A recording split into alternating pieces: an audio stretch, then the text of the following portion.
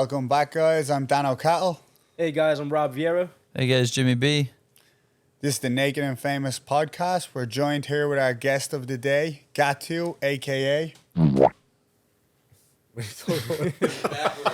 Well, your regular name now. No, for me, it's not. That's your AKA. Everybody knows. Everybody knows. You let it just give us your intro. Yeah, all right. My name is Edgar Dominguez, also known as Gato. How are you doing? Good to have Welcome, you, Gato. welcome, Gato. Welcome, Thank you very much for having me. Yeah, man. Thanks for coming on. The cat is back. How many lives you got left? Like one. Living life on the edge. Living life on the wall. Where did the name Gato come from, by the way? You know what? I don't even know, man. You don't know? Ever since I can remember, everyone's always called me Gato. Yeah. Since I was a little kid.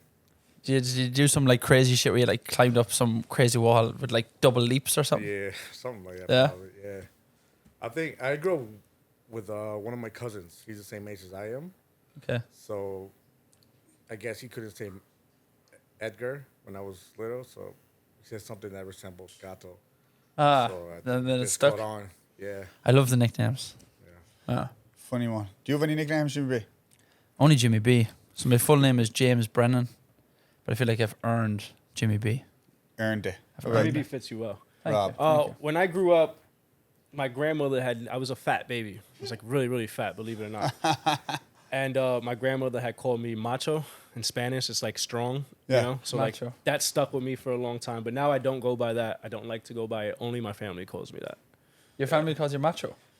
Yes. my That's close pretty cool. family. That's a pretty good nickname. Some people get stuck with like shitty nicknames. Man, I'm pretty sure no one even knows my real name. Yeah. Everyone, like, Dan knows what it is. That's it. When I was young, actually, I got named Starfish for a little while. When I was like, Starfish? I nipped that in the butt real How'd you quick. get there? Man, I was in goal. The older guys kept sticking me in goal when we were playing football. You know, they just like, that's like the last position. It's like, I they hate it. pick everyone, then be like, all right, you're in goal. And like when you're playing with the older guys, you just do what you're told. So I was like in goal. And every time they kicked the ball at me, I jump like both everywhere. And they just then were like fucking Starfish. And then you probably had to punch somebody in the face. And Man, don't literally, come yeah, at that you, was it. really. I was like, all right, like I'm not fucking putting up with this. Yeah. So let's get down to it, Gato. Let's start off. How did you end up getting into hospitality? Like, were you guys involved in this before you came to America? Well, my father started this business back in 2000.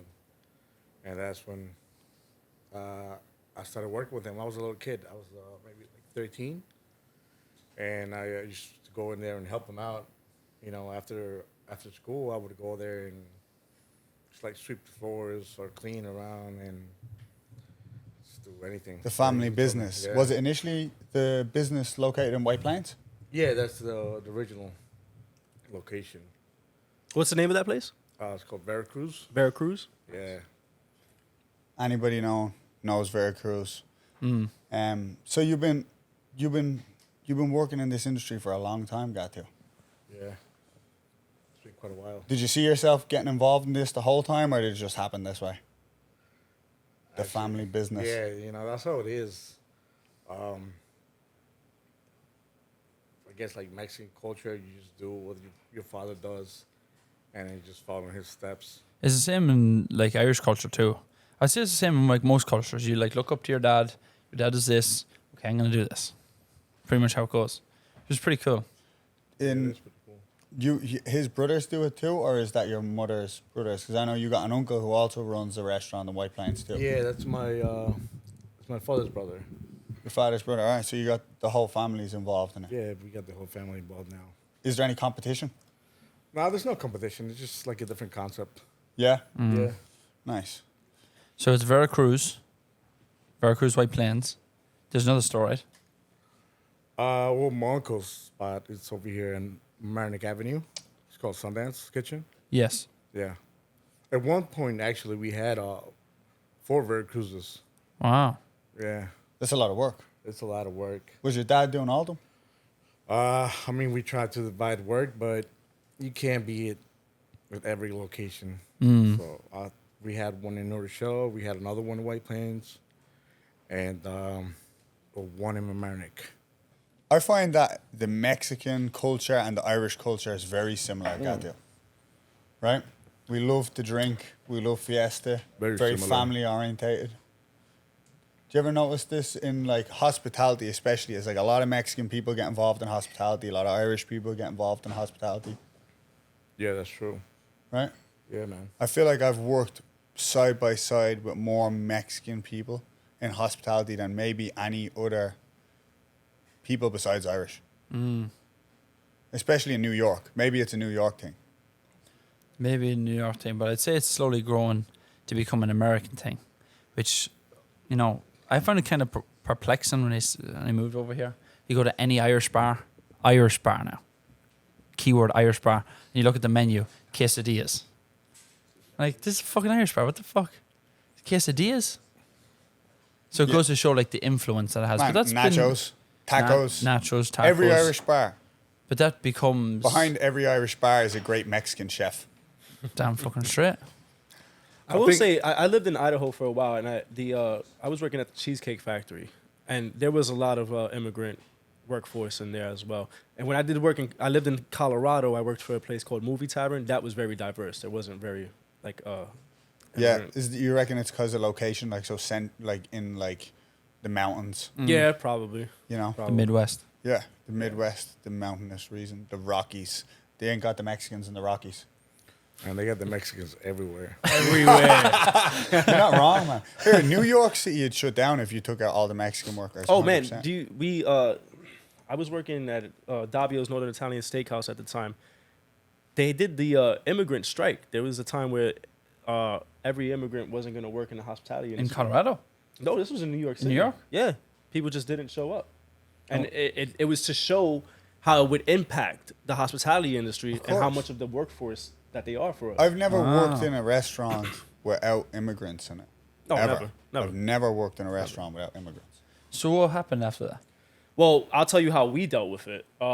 So we knew that was going to happen. They sat us down. They were like, hey, we're going to go on strike tomorrow. Like, this is going to happen. This is for our culture. Like, we need to do this. It has to happen. Hopefully you guys understand. If not, it was nice working with you. 100% respected that. That was great. They gave us a heads up. So, you know, in this industry, we all have a couple of friends. I'm sure if you guys were short a bartender, you can call a bartender to come in. We just grabbed 3 other chefs from other restaurants that had the day off, and we were just like, hey, we need you guys to help out. And they just came in and helped out. But those are our buddies, our friends, you know? So, like, And that was the chefs. But what about like the porters, the dishwashers, and all the rest?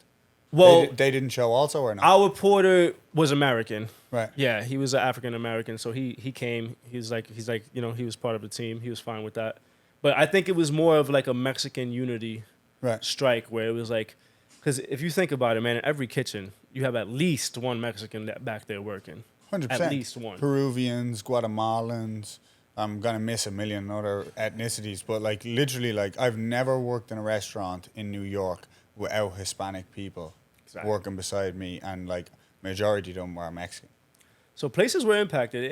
It really woke people up to see, like, you know, America won't run without immigrants. Man, if you think about it, like when you think about American food, right?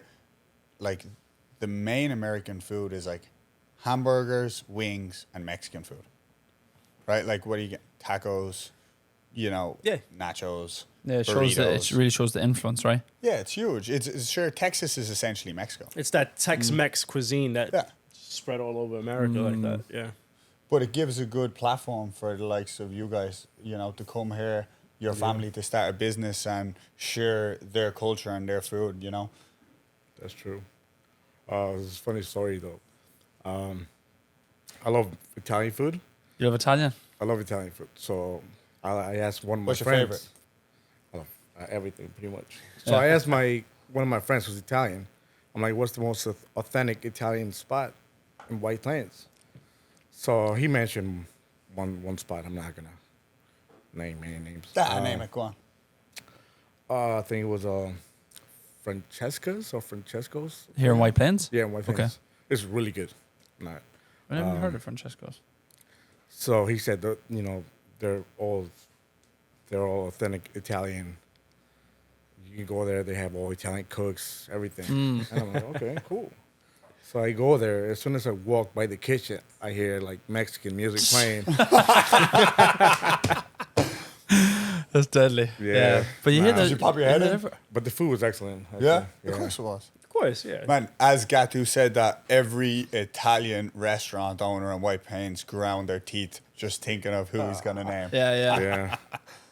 Also, this other spot called Villaggio's. I never been to it though, but I heard it's really good. And actually, one of the regulars here, Josh, he said his family goes there. They've been going there for years. Probably. So Josh, we mentioned him on the podcast before. He's one of our most frequent guests. Great dude, but he's a big restaurant supporter. He's always eating out. Yeah, he's a big foodie. Big foodie. We'll probably get him on the podcast here at some point. But so he mentioned this to you. Yeah. about this- So I know this place is owned by Mexicans now, and he says the food is better now than it was back. And Yeah. Man, that's the immigrant work ethic. yeah. That's what it is. But why is it that all the Mexican immigrants go towards the kitchen? Like, why is that? Like, for example, like in Irish culture, like maybe 40, 50 years ago, all Irish people were moving here and they all went towards construction because they're all fucking working hard. They all grew up on a farm kind of thing. If you lived in the city, you were doing some sort of manual labor. So they bring the manual labor from Ireland to here. But now it seems that, Latin culture starts bringing more cuisine. Where does that come from? I wish I had an answer to that, but I have a theory. You have a theory? Theories work. I will say it would. I mean, when you have who are those people that pick up immigrants? ICE. Yeah. Think about it. If you have a bunch of Mexicans doing construction, they were like, "Oh, let's check their papers." Irishmen are white; they blend in. They won't be checking their papers. Whereas Man. I think they had to keep them back doors in the kitchen so that they don't get picked up by ICE or something like that. Nah. No. Man, I'll tell you exactly what it is. You go on that. You've been on a construction site, Jimmy B. You see any Several of Mexican them. people? Loads.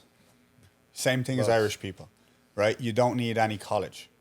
You can go and get a job in a kitchen. You can go and get a job. All you need to do is have hard work and long work hours, and that's it. You'll get paid good money. And any time I was ever on a construction site, I worked side by side with Mexican guys. Sure, look, me and you today, we were unloading a 40-foot container. Oh God. We did it. 4 Mexican guys and 4 trio. Irish guys. Paddy, Benny, me, and you. That's right. Benny was there too. Yeah. I can't forget about So Benny. I honestly think it comes down to like work ethic and then not needing paperwork. Okay. To get a job in a kitchen, all you need to do is go in and be like, I'll cook. Then again, it's like I'll it is do like a whatever. trade, isn't it? It's a trade. It's like a skill. You know how to do this skill, so you take your skill over and get paid for your skill. Yeah, some people get. That makes sense. Education also plays a huge role. Some people don't have the finances to send somebody to college, or somebody doesn't have the inclination to sit in a room for 4 years and just read a book and do tests. Imagine you're leaving your country tomorrow, right? You're a young kid. Like, Gato, were you born in Mexico? I was born in Mexico. So yes. what age you come here at? My father was here since the 80s, and he worked his way through, and he made sure we had a good life. And then he just wanted us to have a better life, so he brought us here to America. What's your dad's name? His name is Gato Dominguez. Cassiano. Yep. I like that name. It's pretty cool. CD. Yeah, man, it's very distinctive. Yeah. And he's like the hardest worker I know. He's the strongest man I know. I look up to him like I wish I was like the half a man that he is. Yeah. Man, but that's that like you have that urgency. Imagine you're your father, right? You have how many kids you got? Me, I don't have any kids. No, your father. Oh, him? It's 2 of my brothers, 2 sisters. So you got 5 kids, right? Yep. So you got 5 kids to take care of. You leave your country to go to a country that has promise of like, a better life. How many hours a week you gonna work? Every hour they send you. Yeah. And then you bring your family here, you open your own business, you continue to work hard, and your son follows in his footsteps. The reality is like he's living essentially the American dream to anybody who's in Mexico or any other country not as fortunate looking at his story. That's the American dream. I feel like so many people come here for that exact purpose. That's true, man. And the thing about like back then in Mexico, you don't really have a choice. All you had to do, because we come from a really poor town. What's the name of the town? It's San Diego, Acapulco. It's in this other bigger town. It's part of the bigger town called Yeah, yeah. Atlisco in Puebla. Okay, cool. So I mean, if you're born into like a family there, all you do is work in the field. So Mm. you don't have a choice. You know, you grow up as when you're a kid, you start working there. As long as you can like lift something In the fields. so you can lift something up, and you start working as a kid. Yeah, same in Ireland. Yeah, Same that's where what I'm my from. father did. And Yeah. he was working when he was like 7 years old. Yeah, yeah, of course, yeah. Man, I recently came back from Mexico and we were eating at this restaurant, and this kid must have been about 5 years old. And I'm telling you right now, this kid had more hustle than anybody that was working there. I love that. And everybody was just handing this kid $20 tips. So imagine how rich this kid is Already? already. Yeah. Yeah, But this guy's working making so bank. hard, clearing the tables, like every single thing, and then running back and forth. And every time somebody gave him a tip, he'd run back, give it to his mother. But this kid's 5 years old, Wow. working, Brilliant. already understands It the is, it's industry, great. can already sense that this table needs to be cleared. Insane. Yeah. No, you're right. There's a place actually on the same note. It's a hardware store I was in. It's in Elmsford one day. I had to go pick up something random, and the guy who owned it obviously had his kid working there. His kid was probably like, wasn't 5, but he was like maybe 12. And the level of inspiration I felt from this kid was seeing him like mark shit down in the book, take the book down, put the book, move the box from here to there. I'm like, wow. I'm like, this fucking kid's going places. Good for him. Something so simple. It's just, it was literally like inspiring. The feeling. I'm like, wow. I think if you learn work ethic that young, Yeah. you're indestructible, you know? Yeah, 100%. You're definitely bound for greater things unless you've got a load of roadblocks in your way. You know, which that happens in society in general. But like when you see people who don't have any work ethic, they don't like, man, kids nowadays aren't starting working until they're out of college. Yeah. you They're know what I'm like saying? 23, 23, you're 24. going to get your first job. That's and then crazy. we have Gato's dads after been, you know, by that age, most likely having kids and, you know, working on a farm He's for all his 10 years and He's pretty moving much country. finished his career. Yeah. He's put like 20 years in already. That's the Nuts. craziest thing about now. Yeah, I mean, like the thing back then, like I said, you have limited resources, so you're doing what everyone else does. You're doing what your father's doing. But you come here to America, you work hard, you give your children choices. I mean, they could do whatever they want. You know, you want to follow in their footsteps, you could do it. If not, then you could do whatever you want. That's the beauty about this country. And that's why people like your father leave their country to come here. That's like essentially what you come here for. Now you come here for the hope of a better life for you, but the guarantee of a better life for your children. That's true, of course. Like I wish I was born in America. For sure. I don't think you'd be who you are if you were born in America, though. No, I wouldn't. And I know that's one thing, me and James speak about that. That's one thing that worries me about having kids here, is I know they're going to have a much comfortabler upbringing than myself. Funny thing you say that. I have an Irish buddy that used to hang out at Crooked Knife before they closed down, and he was Irish. His father, his mother was pregnant here. His father moved back to Ireland, made sure that he was raised in Ireland because he said that he didn't want to have an American-raised child. And then he said when he's old enough to work, he can come back. Yeah, it's Interesting. beneficial and not beneficial. You look at like Jimmy B's situation. You were born in the Bronx, James, right? Yeah, I was born, in the Bronx. Yeah, pretty sure I was in the Bronx. Can't remember specifically, but yeah. And then when I was like 2.5, so quick backstory, my whole family were living here, so that includes my dad and my mother. And a couple uncles, aunts, that kind of thing. And then when I was born, the house started, we were living in an apartment at the time, and so the apartment started getting like smaller. And then they were about to have my sister. And then they were thinking about, okay, well, are we going to buy a house? Are we going to like settle here? Are we going to move back to Ireland? And then my sister came along, and then they eventually made the decision to move back to Ireland. So I was 2.5, touching on 3. But then I grew up in Ireland my whole life. But yeah, that was And the then situation. when I met you, I was like, no way. This dude's like, I met you at like 19, Yeah, I was like young, 19. right? Something, 18 going 19, 19 18, going 20, 19. something like that. I meet Jimmy B. And I'm like, yo, this guy has an American passport. Yeah, man. Like, wouldn't that be fucking great? I'm like, he's only in the country. You got the golden ticket. Yeah, that's it. The Essentially, golden ticket. That's what they call it. to any immigrant, it's the golden ticket because it's like he's Irish. He grew up in Ireland. He has Irish rearing. He has an Irish mentality. He's got immigrant work ethic, but he has all the paperwork to get him through anything he needs to get through legitimately in America. which is a big obstacle that I'm sure your father faced, and like a lot of people you know who immigrated, myself, anyone who's an immigrant, like understands that it's a huge obstacle. Of course. Yeah, man, and you learn to appreciate this country. Mm. You know, I mean, being from Mexico, I love my culture. I love all the traditions, but I love America, man. America is the greatest country in the world. Mm. I second that. Yeah, third. Yeah, man. Just people that do talk shit do not understand like this stuff that you're taking for granted. Like, I'm from a similar area to what you would mention. I'm from a very, very farmland area. There's not really much going on at all. When I was a kid, I couldn't even get a job because there wasn't any jobs. The only job that I could get was something similar to like what you were talking about.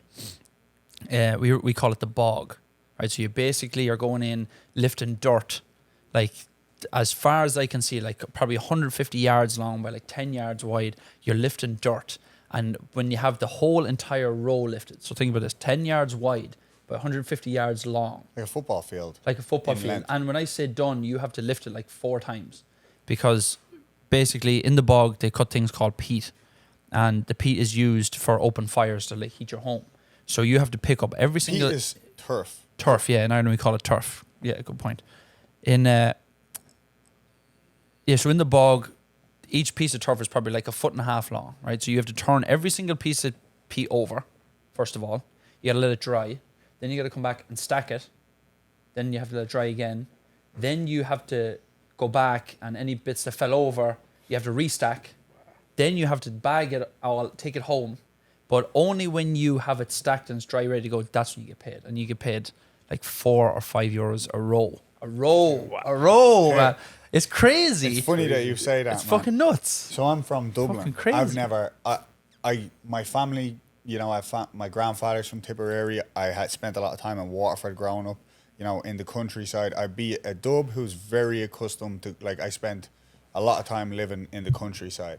But my grandfather, every year that the bog was, like, ready, would bring us down, and we wouldn't do what Jimmy B was doing, right? We wouldn't dig it up. We just have to collect it, bring it, load it up, and then unload it into his shed. But you're talking like the shed would be the size of this room. Absolutely. And they would literally fill it to the roof. 100%. Right? Yeah. So, and at the end of it, he'd give me £10. Yeah. And he'd get me an ice cream. Yeah. And I'd An be ice like, cream, yeah. I used to be like, That's the truth, yeah. fuck this. Yeah. The ice cream was like, it's almost like tradition. And like, Form of payment.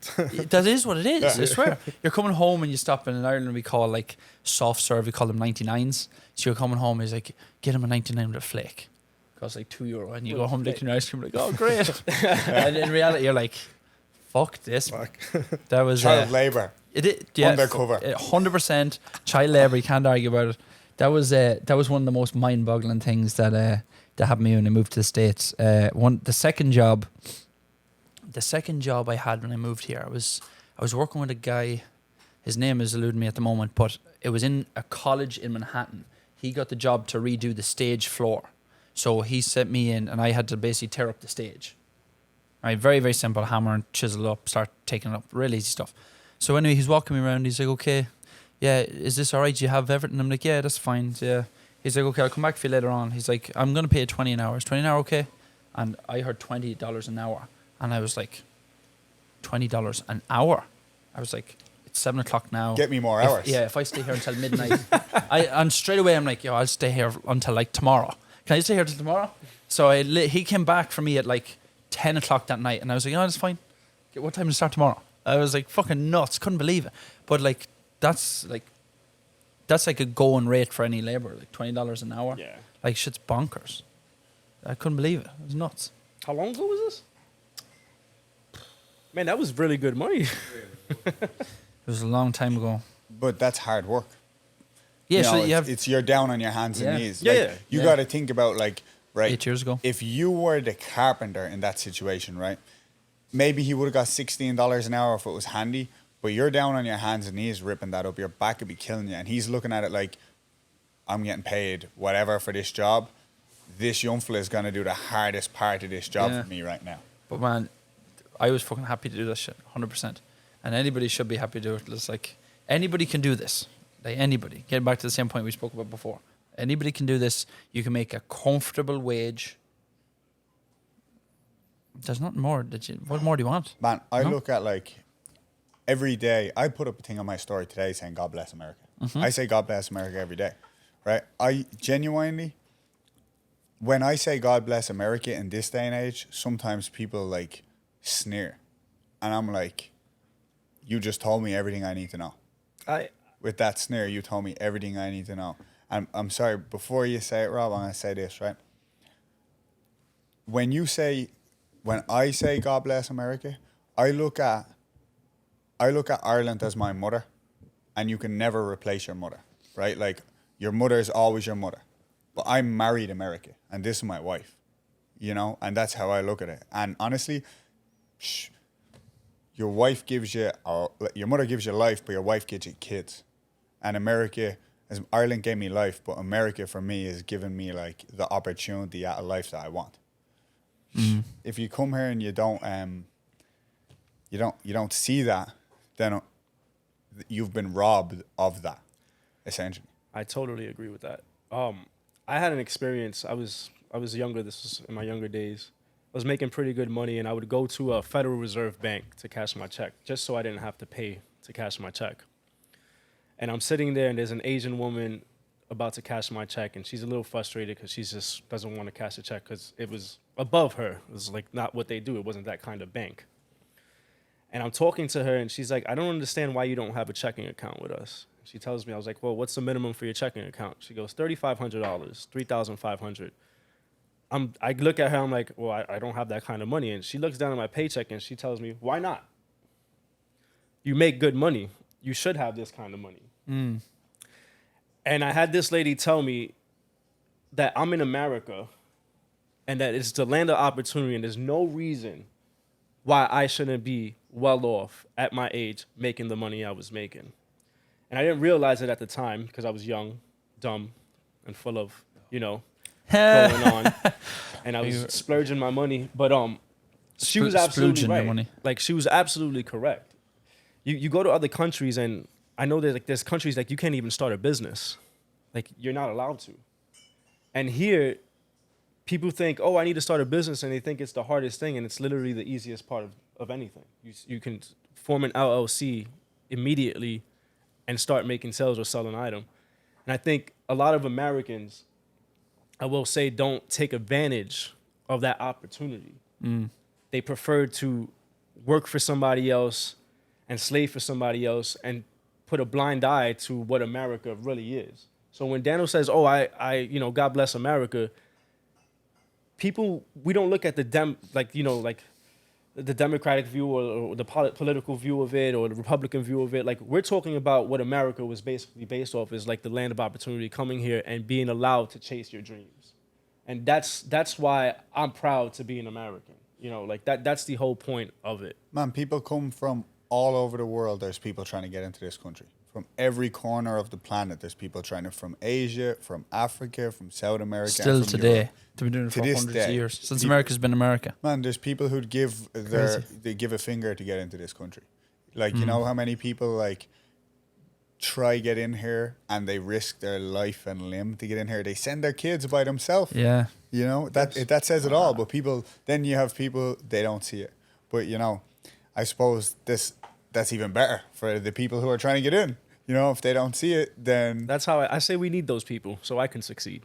Yeah, 100%. When I met Rob, when I first met Rob, not when I first met Rob, actually, when we reconnected, when Rob was coming back to work in the Pig, he actually had his own business that he had set up himself. It's called Papa Pioneer. Yes. So that was a concept. Listen, when COVID happened, I had an epiphany, and it was just, I realized I didn't have an identity. I was just work. I was just a chef. Like that was all I was. And I would work all these hours, get out, drink, and then come back home, sleep, do the same thing all over again. And then I had this epiphany when I had all this time to myself. And I said I would never slave for anybody ever again. Granted, I'm here working with Daniel, but that's because he's my boy. I will say that. I would not work for anybody ever again. But I did start my own business. And I will say, like, there were a lot of obstacles and a lot of doubts sometimes where I was like, how do I do this and how do I make this happen? But if you're determined, you can do it. So I started selling pork shoulder sandwiches. In my culture, we make a pernil roast. It's a pork roast, a slow roast in the oven. And I started making sandwiches because I believed that we could sell and there was a market for it. I had no idea how I was going to do it. I had no kitchen. I had nowhere to start. But I was determined to do it, and I was determined not to go back to work for somebody, 100%. So to make it happen, I just started reaching out to people that didn't have a kitchen, and I bought equipment that I can bring and cook. But that's how simple it is to start a business. Like that's my point. If you're really determined to do something, this is America. You can 100% do it and get it done. And I called every brewery in the city, and next thing you know, I was touring the whole city every weekend, just like that. Out of thin air, I had a place, location. I grew a following, and it happened. And all it took was like a few phone calls. All it took was, and Initiative. don't get me wrong, it was just like, oh, what if they say no? But what if they say no? I got a lot of people that said no. I sent out like 100 emails to every brewery But what I if? could. But what if they say yes? And what if they said yes? And out of those 100, good 10 to 15. That's the problem, right? Why do we get caught on thinking, what if they say no, instead of what if they say yes? Right? And You're people say- guaranteed they'll say no. And But people what if they say- say yes? And people say, but what if you fail? And you're like, what if you don't? What if you succeed? Yeah, 100%. It's just a little mental switch, isn't it? It's like, don't look this way, just look that way. It's really the mindset, man. I refuse to let negative thoughts enter my mind. Yeah, I remember I actually went to Rob. Rob didn't come here looking for a job. I went to Rob looking to get him to work with us. And I knew what he had to offer, so I was like, look, we're trying to grow. We need help. And Rob was like, look, I'm doing my own thing at the minute. I can't work the weekends. I was like, no problem. I was like, you need help with your own thing?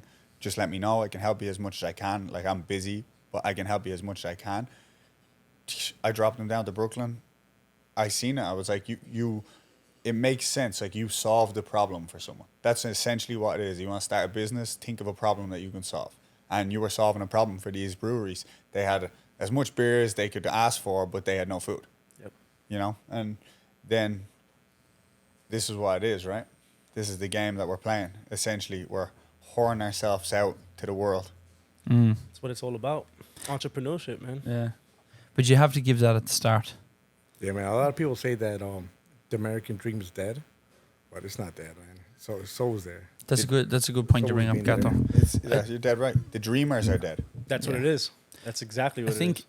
I think this is what I believe. I believe that the original American dream was that you work a 9-to-5 job.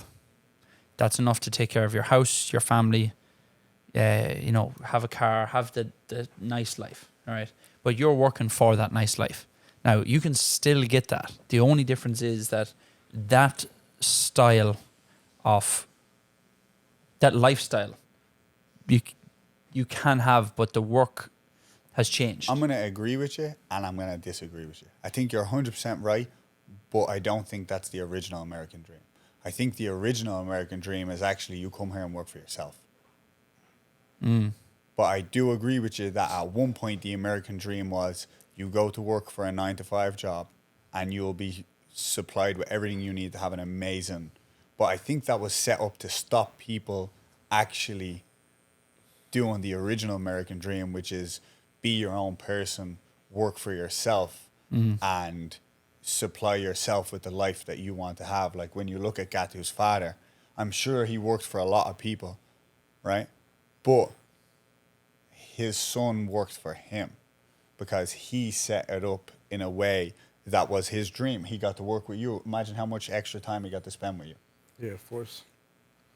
And I think for a lot of people, the American dream is just having a roof over your head and food on the table. 100% right.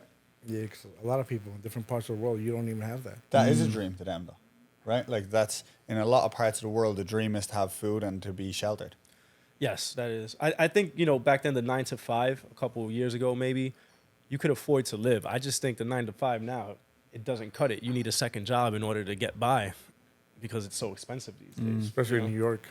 But it then again brings you back to the point. It can still be done, but you can't do it working for somebody else. You know what I mean? or you can't do it being like minimum wage. I think that's the whole thing. It was minimum You wage. can, but now you need two people, right? Essentially now it's like you can do it, but you need two people working two jobs. In order to get the American dream, it can't be achieved by one person supporting a family. You need two people to support the family, right? The kids have to be minded by the government and school. And you need a husband and a wife, or a parent one, parent two, whichever it is that you've got. You need two people, two incomes, unless you have like an extremely well-to-do job. You definitely need, and then to pay for childcare, right? I'm pretty sure that if you look back, right, my mother, I would definitely be taken off my mother by child services now for what way it went down to have me minded. And I'm sure that would be the same thing for you. I don't think that you could do with a child now with what people did maybe 20 years ago. Like, I was left at home by myself. I was there, like, not, you know, there's a period between, like, I get out of school at 2:30, my mother finished work at 7 o'clock. No one picked me up from school, right? I was told, go get food after school, go swimming if you want to go swimming, go to your friend's house if you want to go to their friend's house. Sometimes the door was open, sometimes the door was locked because I lose my key every day. And essentially it was like, that gap right now would have your children taken off you. Yeah, you can't leave your child on definitely its own not. for 5 hours. You can't leave a kid at home. If someone knew that your kid was left at home each day by themselves, you couldn't do that no more. No. So it's a different thing. We're living in a different world. Yeah. I mean, like, when you're a person of limited resources, you make it one way or another, you know? If you have a big family, you get a job, you get another job. That's what you do, and man, you gotta support them. Yeah, 100%. There's no other way. If It's you're- not you can give up. If your 11-year-old sister has to mind her 6-year-old brother, That's that's what the happens. way it goes down. Yeah. But essentially that's not allowed, but that's the way it works. Like, you know, like my- you said, you make it happen. My grandmother, so my mother's mother, her name was Mary. Now how did this work? Trying to think back to the story, I'm probably going to butcher it, but I'm pretty sure that my mother's mother, her parents died when they were like, both of them died when they were like 10 to 14, that age, right? So she was put in charge of the whole house. And also their neighbour's name was Lizzie McKeown, I remember specifically. Lizzie McKeown was like their neighbours, maybe lived like less than a mile away. And both her parents died as well when she was like 10, 8, 9, whatever that age that was. So she took them in. So this fucking woman who was like 14, just a child, basically raised a whole house by herself. Wow. At 14, and the neighbours' kids. Crazy. When I sit and think about that now, I'm like, that's nuts. Different times. That's what I'm Yeah. saying is that, and I guarantee you that's not too wild back then. No. But they now, probably died of like imagine TB there or was the like rot or something. a 14-year-old being left in charge. Man, Crazy. you couldn't even leave an 18-year-old in charge of the Yeah. household now. Yeah. No, nuts. I mean, you couldn't even leave one single dude at 24 in charge of a household now. Honestly, it would burn down. Yeah, wake up, You know, wake up. people would be like looking in the fridge and be like, "Oh, how? There's no Where's food. the food? Yeah.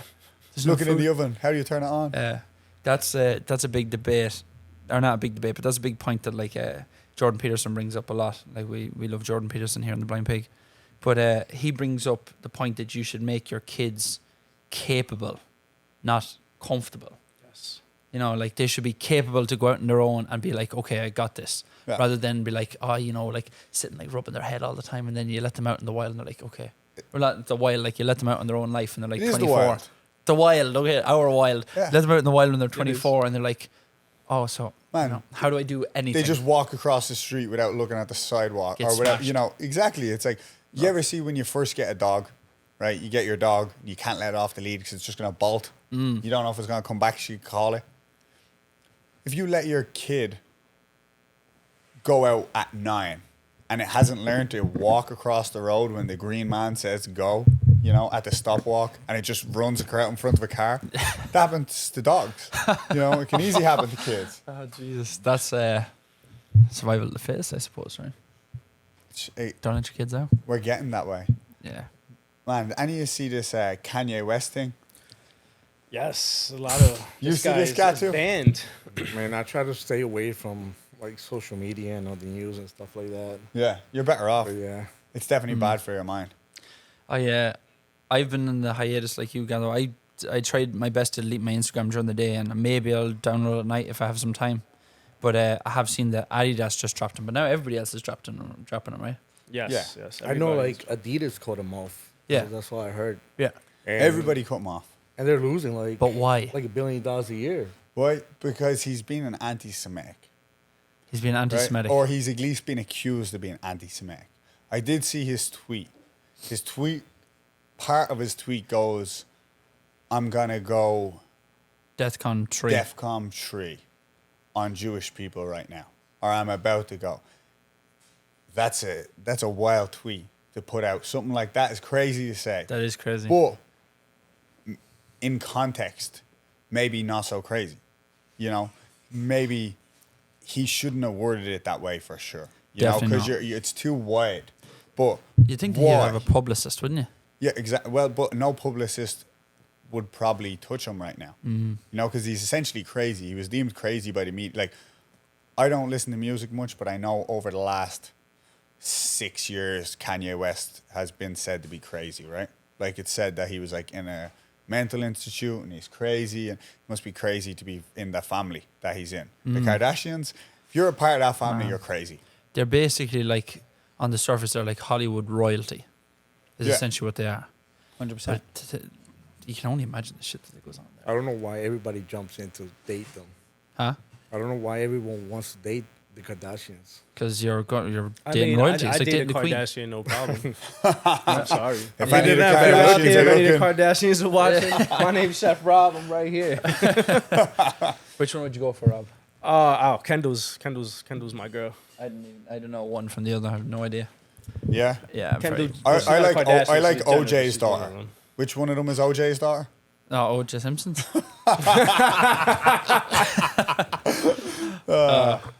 Brilliant. But so It's Chloe? All right. Chloe J. Yeah. The only thing is, I think it'd be hard to find a glove that doesn't fit her. Oh my god. Right? She probably she fits into OJ Simpson's gloves for sure.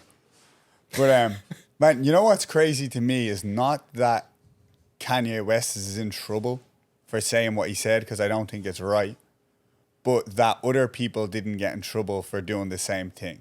And it's something we talked about, like with Sacha Baron Cohen, right? Sacha Baron Cohen. Man, I've been a fan of this dude for years. I used to watch the Ali G show when I was a kid with my mother, right? Funniest dude out there. Like, every time I watch him, I'm dying laughing. I went to see Borat in the movies with my mother, and I never laughed so hard. But that was full of anti-Semitism, right? Like, he's essentially like afraid staying in the house because of the Jewish people. You know, he's like, oh, they're shape-shifting into cockroaches. Did they give him staying away with the Jew? did they give him a lot of stick for that? I don't think he got in any trouble for that. He definitely didn't get cancelled. He definitely did. Cancel culture wasn't even a thing at that time. Yeah, but sure, they go back in the past and cancel people, right? Like, But they do that now. yeah, It's like the same maybe thing. they as, like, haven't burning looked, books, isn't they it? haven't thought about it yet. I think people gotten too comfortable. They just look for something to get offended by. I think this era is just sensitive. You know, it's like that show, The Office. The Office wouldn't be able to be aired now because of but it was hilarious. Like, I don't understand it. It was comedy. You know what I mean? But like Yeah. now they would take it so seriously and they'd probably shut them down. Well, man, this is the thing is, right? Like, satire is essentially dead. You can't do satire anymore because you're offending somebody, and if you're gonna do it, it's like, But who are these people who are canceling all these things? It's For those example, corporations. I don't know if you guys are familiar with Speedy Gonzalez. Yes. Oh yeah. And the Mexican people love Speedy Gonzalez. yeah, Yeah. they do. Remember, my father used to love Speedy Gonzalez. Yeah, yeah. Like, That's we love him. We brilliant. love this guy. Yeah, yeah. And they cancel him. One day they said he was offensive. Like, to who? To who? Yeah, exactly. Yeah, not man. offensive to Irish us Mexicans. People, same Yeah. thing. Like, And they canceled this guy. there's no They Irish. canceled him? There's no. Yeah, he's we like, don't yeah. get offended about the Lucky Charms guy, Never. right? We don't get offended about the drunk people in any Irish drunk dude in anything. Like, you know, I feel like only certain cultures are offended by the stereotype or by the, you know, the portraits that have been drawn of them, whether it's Speedy Gonzalez or whether it's, you know, like, look at this Scottish dude in The Simpsons, Willie. You know, groundskeeper Willie. God, yeah. He's a drunk, he's crazy, he's Scottish, he's wild, He's also a tank. he's a tank. He's a tank. But no Yeah. one's pissed off in Scotland about, you know, Scottish people are just like, all right, They're like, who cares? who gives a fuck? Yeah. Yeah, definitely people are too comfortable. And this is another thing that I'm sure everybody's heard of, but with social media, it programs an algorithm that constantly shows you what you like all the time. So then you're in a positive feedback loop. Like in a normal scenario, people would disagree on anything. Like the color of that book's black. I don't think the color of that book's black. I think it's brown. It's like, well, it's not brown. And now we have a disagreement, but that's normal discourse. Yeah. You know what I mean? But now it's like you say the book's black. Oh yeah, but it's definitely black. And then it's like, yeah, but it's really, really, really black. And then you're like, oh yeah, but black's great for books. And then next, you know, somebody comes in, they're like, I think that book's brown. You're like, no, it's not fucking brown. What are you talking about? Get out of here. I don't even want to listen to you. And then it just becomes like, Do you reckon it's only certain weird thing. cultures that are being offended? Because, like, yeah, when you look at, like, right, Scotland was absolutely pillaged by the English. You ever see Braveheart, and it's like they literally put in the most, like, they wanted to sleep with your wife or rape her before you got married to her. They wanted to so kill you have an English kid. So you'd have an English kid. Like, that's in Ireland, they did the plantations, which it was a law. It's like you couldn't speak your language, you couldn't play your sport. If you wanted to, you know, get married, the person who owned the land or the plantation owner of the land would have to sleep with your wife first. There's like a load of laws, and they, you know, persecuted us for being Irish for 800 years. But we're not getting offended about certain things. So what is the, you know, like, right, I don't think Asian people get too offended about any stereotypes. Like, I had a girl in here the other day, and she's like, I'm Asian, I'm good at math, what do you expect? And I'm like, oh, brilliant. Like, if Yeah, I had it's said that, like, I don't, what is it? Is it just specific people? Or is it specific groups of people that have been or feel hard done by more than others? It's the woke mob. The wob. The woke mob. It's like, It's the if we're wob. listening, we're going to get into it. It's basically a bunch of like extreme leftists, and they're all like regular white people who grew up in America, and then they're like, this is offensive to Mexicans, I think this is that's offensive what to it Irish is. people, this is offensive to Asians. You can't say that. And then in reality, it's like, none of They you have a are new any name of these for people. You can't say Hispanic this at all. people. Huh? They have a new name for like Spanish people. Is it Latinx? Yeah, Latinx. Latinx. What is that? I don't even know what it is, man, but I see it everywhere. And like if like a company posts something on social media, all I see is negative comments by Spanish people saying like we don't like to be called this. Latinx. Latinx. I wouldn't want to be What the hell is called that. Latinx? Imagine they start calling us white X. It's like a 'cause big we're X Irish. beside your name. Latin? No. I don't even know what that means. Like Right. No idea. So I have a point that I was thinking about, and it's like, right, let's say I don't like white people, right? And someone's like, well, give me a broader understanding of that. And I say, like, right, the only white people I like are Irish people, right? So I don't like English people. I don't like Dutch people. Don't like Germans. Don't like Jewish people. Don't like Polish people. Don't like American people. Just don't like white people at all, right? But I do like Asian people, and I like black people, and I like Latinx people, right? Right?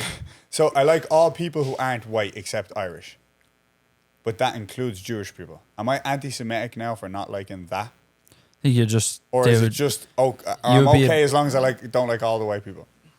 speaking of, but I think their whole argument is like when you start labeling people into specific groups and you start going against one specific group. I think if you hate everybody the same or you dislike everybody the same, Right. For instance, right? What about if that's just how you are. I don't hate black people, but what if I hate people from Uganda? Specifically, just them. Like, and if you go to Africa, say like they all have people who they don't like Man, too. this African tribe and that African tribe in Hate the each same other country, guts. like 2 miles away from each other, hate each other. That's But- it. so But same that's thing in what I'm Ireland. saying. Same thing in Ireland. Can you hate people culturally but not be racist? Right? Like, can you hate a specific sector of one, you know, like, right, I don't hate Hispanic people, but Guatemalans, fucking man, they just piss me off. Right? Can you do that? Or not? I don't think so. No, right? But it's not okay now. You know, you can't. You can't hate anybody. I don't know. But what about not hating anybody? What about just making, like, me personally, I don't hate anybody, but I like to make fun of all people, right? Like, I feel like, and I think people should make fun of me and my culture too, because it kind of points out what's different about the culture, and I enjoy that. Like, if people are like to me, you know, you're Irish, you guys are crazy, you drink all the time, I'm kind of like, yeah, we do. You know, you own It's it, and it's like, yeah, stereotype. we go with it. But then, can you, like, back to the satire thing, like when you're doing comedy, you know, The Office, how many jokes in The Office would be like, you know, look at South Park, right? You ever watch South Park and it's like, South Park's the best. yeah, and it's like they make fun of the Mongolians and the Chinese hate each other. They make fun of the Jewish people. They've got the token black guy, right? They make fun of like everybody equally. Tolkien. So, Tolkien. Man, they make fun of Mexicans so much, but Yeah. all I can do is laugh. They're so funny. It's hilarious. Like it's a cartoon. Yeah, of course. Just fucking laugh at And it. listen, if your whole premise is to give everybody stick equally across the board, Yeah. Like South Park made a point Come one on. time that if they didn't make fun of Muhammad. Muhammad, Yes. that they would essentially be being racist because they've made fun of everyone else. And singling out that they wouldn't make fun of Muhammad would essentially end what they're doing, which is being like having satire or, you know, being comedic towards every culture and every group of people. Like the Mormons, the Catholics, they've done everybody. They've done the people from the future. They've done absolutely They've everybody. done the people from the so future. it's like if you don't now, or if you stay away from one group of people, now you're singling out that group of people as not being okay to make fun of. Food for thought. Food for thought. We just gotta like joke about everybody. I mean, look at what's the character? I'm not sure who played Chef. Yeah. I mean, he used to make fun of everyone in that show, but I think when they made fun of his religion, I think it was. I might be wrong. He quit the show, Yeah, he did. right? He quit the show. And listen, there's a point I want to make about this is like it all comes down to you're cracking jokes, man. You crack jokes with your friends about the stupidest shit that you know that it kind of annoys them a little bit with your friends, or you make jokes about their mother. If you're like, Gato, if I start making jokes about Mexicans in front of you, we're friends. You know it's a joke. When you start like really intending on hurting somebody with It's the negative intent. comments, yeah, It's the intent. when you start getting into that with negative comments towards a specific thing that singles them out, right? That's not okay. Like a joke scenario is different. I agree And with that. and one of the things I want to make a point on as well is one of the most eye-opening experiences I had, and when I came to the States as well. So Ireland at the time when I grew up there was all Irish people. There's a word for that. What's it called? Basically, all Irish people anyway, especially in the area where I was from. So one of the first jobs I had, I'm working on a building site. We're finishing up at the end of the day, and there's some dude there, and he's giving out about Mexicans, right? And he's like, fucking dirty Mexicans. It's specifically the term they used, these dirty Mexicans. And then I'm like, oh, fuck, man, they must be bad. I've never met a Mexican person before in my whole life. Swear. So anyway, I go from that building site, and I'm working down the city, and after a while, you start to notice that the Irish guys, this dude who said this was an Irish guy, the Irish guys go to work with the same shit on Monday and Tuesday and Wednesday and Thursday. Same shit they'll be wearing all week. And not only that, if they go for a few beers after, they'll wear their work clothes to work, working it all day, wear the exact same clothes to the bar, drink in the bar, come back home, take it off at home, put it on the next morning, right? So anyway, I'm going to work and I see all the Latinx people, I assume they're Mexican dudes, going to work. They have clean clothes on, right? They work all day. Before they start working, they take off their clean clothes, fold it up, put it in a bag, put on their dirty clothes, work all day. End of the day, they go into the bathroom, take off all the dirty clothes, wash themselves off with a rag, whatever they can wash off, put on their clean clothes, and go home. Put all the dirty clothes in a plastic bag, and I'm like, well, that's kind of like fucking hypocritical, isn't it? You're fucking turning around and saying this, and this is the shit that you're doing, and this, like, it's fucking bullshit. Ah, man, Irish lads stink. Stinky Irish lads fuckers. are the dirtiest of all. Hey, don't say that. It's racist. I know it is, but it's the truth. Here, to say the same thing, you know what's funny about that is actually, man, when I first came to America, I suppose, right, same thing, like, Ireland was very not multinational when I grew up, right? Homogenous. Is that the word I'm looking for? Right? It's homogenous. I'm not sure. But what I do know is when I first came to America, I didn't know Mexican people were, like, I knew Mexico was a country. I'd never seen a Mexican person. I'd never seen a Mexican TV show. My only thought of what a Mexican guy looked like Homogenous. was, you ever see the guy, and he's like the bad guy, he's Hector in like all the movies, and he has like the ponytail and the big long beard, and now he is like the taco shop out in California. You know what guy I'm talking about? He's like, Yes. he's huge. He's bald, Yeah, right? Yeah. Danny Trejo. Yeah, there you go. Right. Oh, yeah. Right. Danny Trejo, he's the man. Right. He was- oh, you're talking about Machete, Danny Trejo. I Machete. thought you were talking Machete. about Hector from the Fast No, and no, I Furious mixed movie. it up. Yeah, I know the guy you're talking about. Right. Danny, what's his last name? Trejo. Right. Trejo. He's the only guy who I knew as a Mexican person. So you Right. probably thought Mexicans were all jacked. I don't think he's Mexican. Right, so- He's born in the US. Yeah, Right, so, Mexican. so there you go, right? He's not even Mexican. That's, There you go. I thought Mexican guys looked like him. Right? That was like, if you asked me to point out a Mexican guy, I'd be like, that guy. Right? And then I came to America, right? And I'm working on a building site, and I meet Mexican people, and I'm like, what is this race of people? Right? I have no idea. And then I'm like, wow, this is what Mexican people look like. And then I'm like, right, no Mexican people in Ireland. Almost none in Europe, I would say.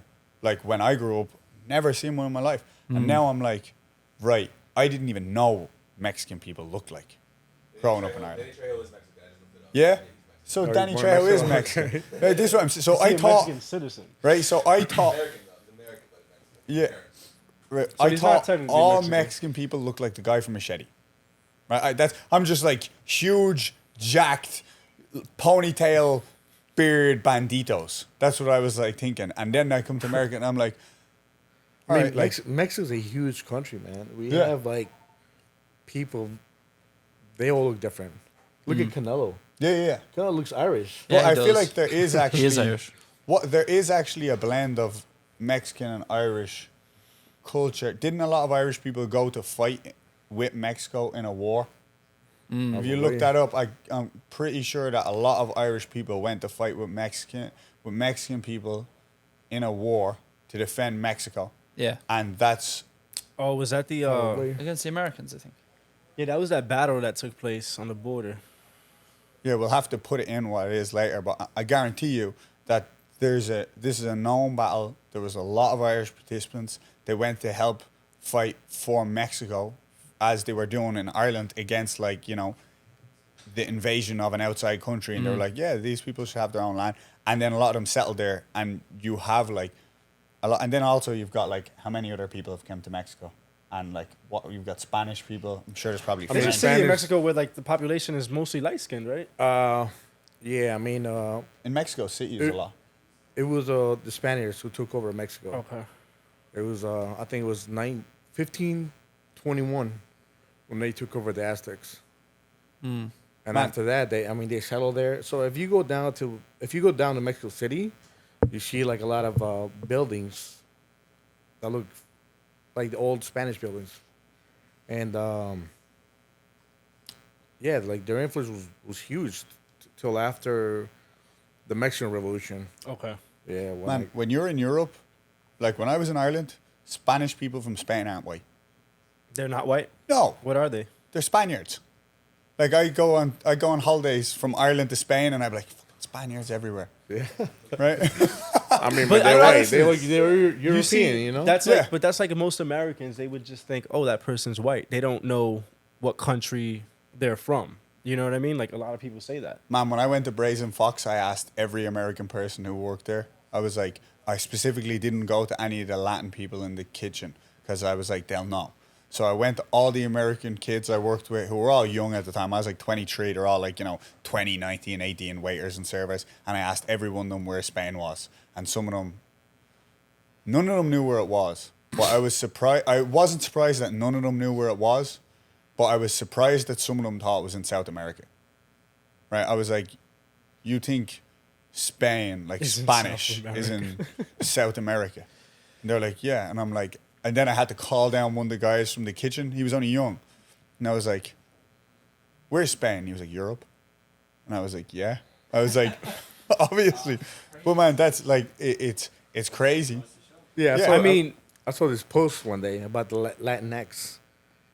Yeah, it was about Latinx, but they were saying we're celebrating cultures from Spain, Mexico, South America, and I'm just like, wait, but Spain are not like, Yeah, yeah. they speak Spain's not Spanish, Latin. but they're not Latin, and they're like the ones who came over and they enslaved us pretty much. Yeah, yeah. You weren't speaking Spanish before the Spain got there? We Definitely weren't not. speaking Yeah. Oh. Yeah. Well, actually, that's something. What did they speak in Mexico before? the Aztec, Spanish? right? There's like, it's not called Aztec. No? But But we're in the same language. there's like hundreds of languages. Yeah. And I mean, since like the Aztecs was one of the big civilizations, they spoke a language called Nahuatl. What's it called? Nahuatl. Yeah, they use that T and the L a lot for a lot of words. Can you say that one more time? Just It's called Nahuatl. Now what? Do you know I how can't to? make Nahuatl that language. noise. Can you spell it in English? It's Spell it. Nahuatl. TL goes. Wow. Actually, a lot of words that we use nowadays, they come from the Nahuatl language. Yeah. Like avocado. Right. In Spanish, it's aguacate. And it came from the Nahuatl language. The name is aguacat. What it means, means testicles. Hey, That's what it means. Nice. Gonna go eat some Testicle of the testicles. tree. balls. Yeah, That's because funny. they when they grow, they look like testicles. Yeah. Yes. Mm. And also, what's another one? There's different words. I can't think of it right now. But it's the same with like literally the Latin language, the language of Latin. That was been the basis for tons of languages. Yeah. I doubt that it was anything to do with Latin, though, right? No, but the actual Latin language. Oh, right. Yeah, like memento mori, all this stuff comes But from like that's Be the Latin. same thing, right? So the Greeks made Latin, right? I can't. I Right. Don't know. So then, like, Living you've in got an like area that I don't know. the Greeks, the Romans. I'm assuming would have been the people to spread Latin, right? Like you're gonna have like because they created an empire. It's like Spanish wouldn't have made it to South America if Spain wasn't being dicks and going around conquering everywhere. Just like English wouldn't have made it to Ireland and the rest of the world if England wasn't creating an empire going around conquering Look at everywhere. Brazil. Everybody speaks Portuguese. Yeah. You know? But so this is the same thing. It's like essentially that we separate ourselves from people like because we speak different languages and we're speaking languages that were forced upon us by empires. Yeah. You know, We're all like the ones in that- Ireland we only spoke Irish. And that had nothing to do with Latin. Yeah. We came from the Celts. Yeah, Donna, you Couldn't brought have up, taught too. you brought the point about the English bringing in a law that basically forbids you to participate in your own culture. Yeah. Wasn't one of the main drivers or martyrs in the revolution of like 1916 as well was the Irish guy. I can't think of his name, but then they break into his house and they were like questioning him, and he didn't speak English. He only spoke Irish, and because he spoke Irish, they like killed him. Yeah, man. They were like that's- trying to talk to him, and They he's cut like, your tongue out yeah, for speaking Irish. crazy shit. What He's one was of the main martyrs, Irish yeah. was looked at like a barbarian's language, right? Like you were uncivilized if you didn't speak English. That's what the British Empire was about. Like Ireland was associated with like uncivilized culture.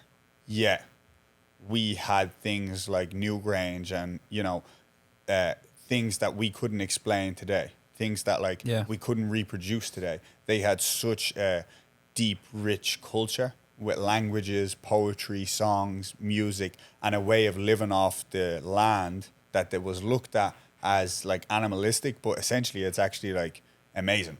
Like they were able to do this, and they knew so much about nature that they could live off nature without destroying it. It's like the Aboriginals in Australia. The Aboriginals in Australia were looked at like savages by the British people who colonized Australia, but the reality actually is that they were so in tune with nature that they could live beside nature, live from it without needing to work, without needing shelter, without needing fire, or not. Well, like they buried their food to cook it, but like they knew so much about the land and were so well in tune with nature that they didn't need the way of the British Empire to survive off the land, obviously, because they've been there so long. But yet, that was looked at like you're an animal because you don't know how to use a knife and fork. But guarantee you went to like, you know, the general of the army or the guy who was given the plantation land and asked him how would he survive in the bush the way the Aboriginal people had, he would have died in a week.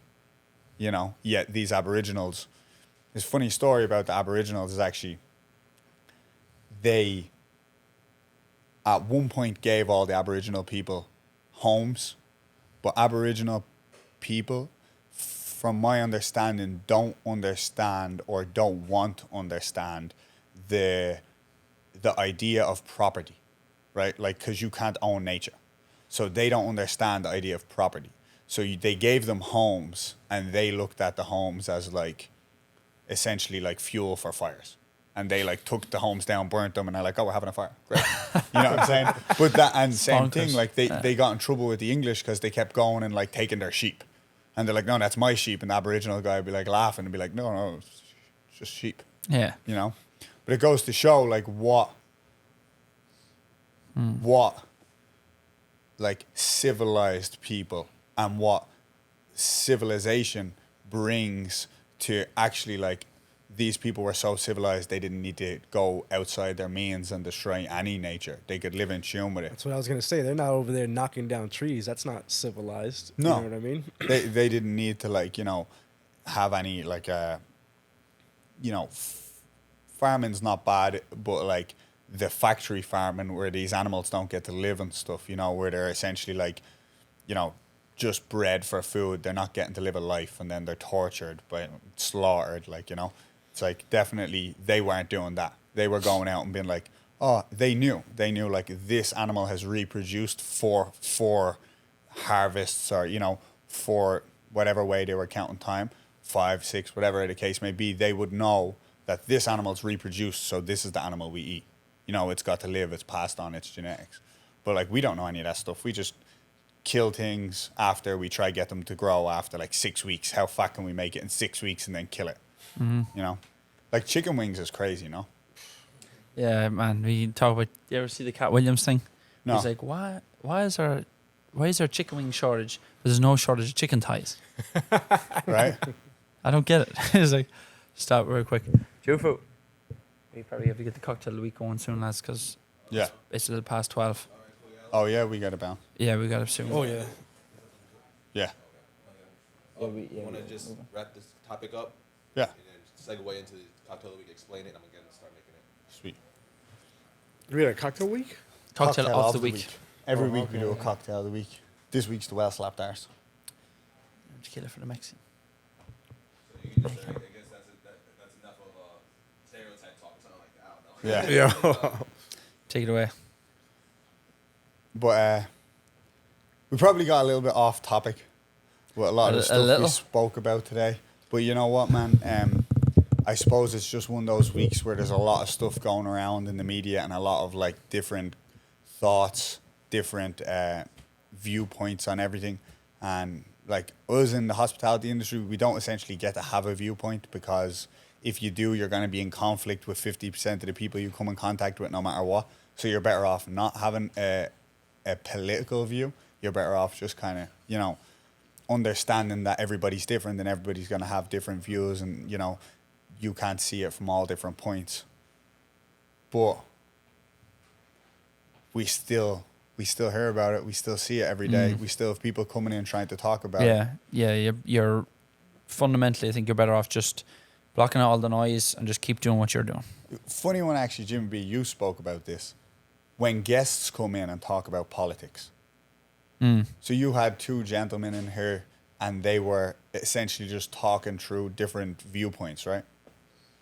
Don't we have a sign that says no politics? No, No political clothing. no political clothing. Oh, That's okay. like so no one comes in here wearing a MAGA hat and like you know Okay, gotcha. starts a fucking Some riot. bars have like on their signs like no political talk. Yeah, No religion talk also. no religious talk, That no used talk, to be a thing. You ever notice censorship. when people start talking about politics, especially like American politics, there's one side that always gets too loud. And It's a good point you bring up because instead of making a well articulated, well thought out point, you just say your point louder. yeah, You know what I mean? And then it's like, oh, I'm saying it louder. But it's a strange one when you're in the bar as like a bartender and two people, because you can't tell a guest like, hey, don't talk about that. Because if you say to someone who's a Republican, hey, don't talk about that, Now they he think now you're a thinks you're a leftist, and now he's mad at you. And now if you say to a Democrat, hey, don't talk about that, they think you're a bigot, and now they're like, you're obviously a right-wing fucking wanker, and now you're the asshole again. So you kind of gotta like let them talk, but it always gets awkward. Yeah, it does. It It does. always, because no, there's no solution to it. Like, what's the solution? There is none. You know, you can't let them know like what side you're on, like who do you vote for.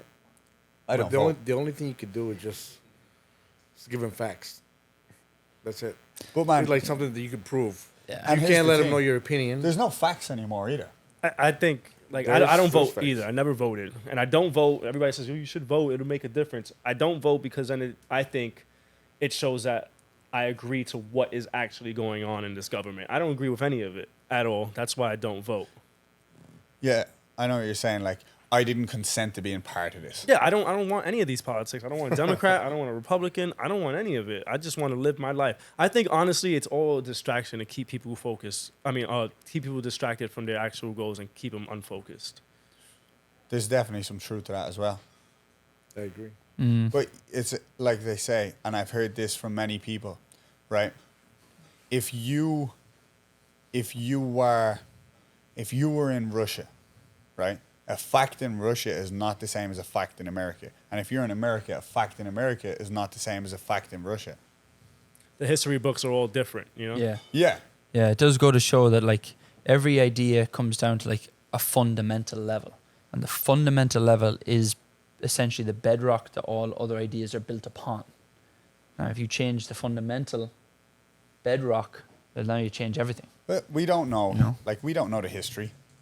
You know, like, we generally, we don't know the history of, you know, how Excuse me. you know, I don't know what people looked like in Egypt. I don't know what Jesus looked like, but I know there's paintings of him everywhere, but I have no idea what he looked like. For all I know, you know, Jesus was like a 7 foot tall African guy, or maybe he was a, 3 foot tall Jewish dude. I have no idea, or essentially like then even to say that, I don't know if Jewish people were always white or if at one point Jewish people in Africa were black. I don't know either of these things. So it's hard. It's really hard to say. Like what's a fact, because we don't know. Look at when they burned the libraries and they burned all the books. Look at how much history must have been burned there that we don't know about. I think the Vatican actually holds the most history. Of course. Vatican Library. I Yeah. would like to see what they have in there and see what's up with that. They burnt the libraries in Babylon. The Babylonian libraries were burnt. They burnt the libraries in the Middle East. The Romans burnt libraries. The Greeks burnt libraries. just the burn English history burnt- left But it and makes right. sense. Like it's like if you're trying to push your own agenda, the best way to do it is to get rid of like whatever the last guy wrote. And now look at us. They're getting rid of these. Now it's just like you can download a book on your phone. You know what I mean? Like they're getting rid of hard copies. You're dead right, but you know what else? Right. Who says you can't just write a book that's all lies? It's like we look at books like, oh no, it's in a book. It's like, yeah, well, like some dude could have just written a load of lies in a book. But true. at the same time, we have no other way of recording information. We have to pass down something, but you're always going to get the side of the person who's in charge, right? It's so funny. Yeah, I'm thinking like I journal every day. I'm like I could write down in my journal that I'm a king, and then like my children's, Yeah, like my 100%. great grandchildren, like, oh yeah, my father was like my grandfather. Realistically, Yeah, of course. imagine your dad was like to you tomorrow. Well, actually, in Mexico, our family was royalty. Right, our family was royalty, and our neighbors, they deceived us, and they killed your father or my father and pushed him out. And let's say then what happened? Oh well, actually, like your dad got caught robbing a loaf of bread, so he fled the country. You know, like. But they'll believe anything that they see, you know. All right, lads. So for the cocktail of the week, this week we got the well slapped arse. Well slapped. Anybody who knows the well slapped arse, it's been a classic in the Blind Pig of Westchester for a long time. It's very refreshing.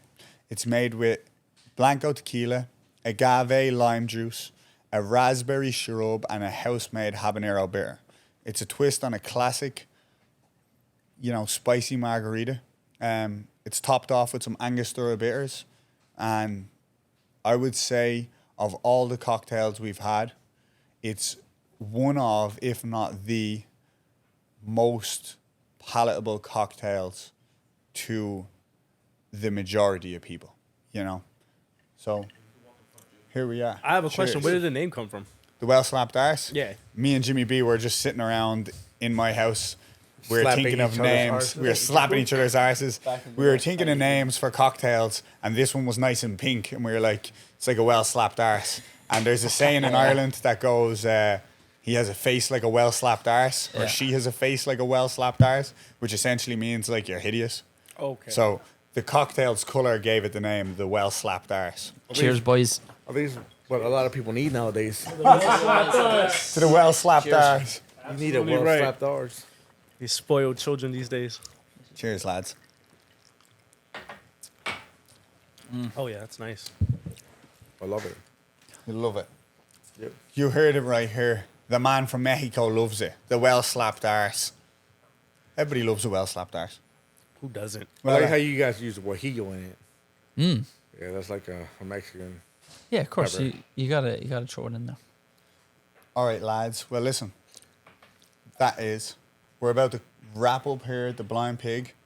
Another episode of the Naked and Famous podcast. Gato, Edgar, it was an absolute pleasure having you. Let the people know where they can come and join you for some excellent cuisine. You can join me at 24 West Post Road, White Plains. We've been open since 2000, so that's 20. It's about to be 22 years in 20, December. 23 Wow, years, yeah. that's a milestone. Highly recommend the carnitas samitas. Amazing. I actually might go Samitas is for. really good. I might go for one of them tomorrow. What's really good? Samitas, like he The said. samitas. it's one of The most- samitas? Yeah, just check it out. Check it out. You Oh, heard I it stand here. behind it. They're really, really good. Right from the cat's mouth. Cheers, guys. Sláinte, lads. Thank you.